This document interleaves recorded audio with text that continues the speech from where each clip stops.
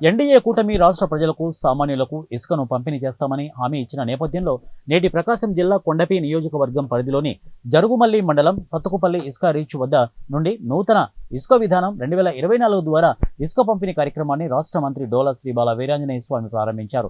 Ton 247 రూపాయలుగా నిర్ణయించిన ఈ ఇసుకను ప్రతిరోజు ఉదయం 6 గంటల నుండి సాయంత్రం 6 గంటల వరకు పంపిణీ చేయనున్నారు.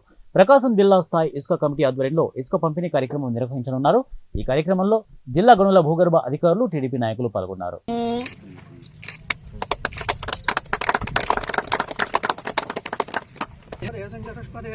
ఓం శాంతి శాంతి శాంతి.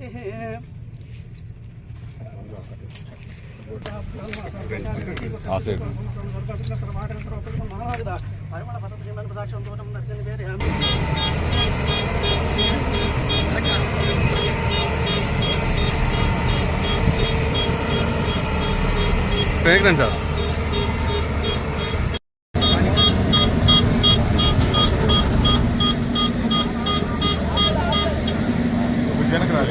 తమ్ముడు ఎక్కడమ్మా, తమ్ముడు కొంచెం ఎక్కడమ్మా.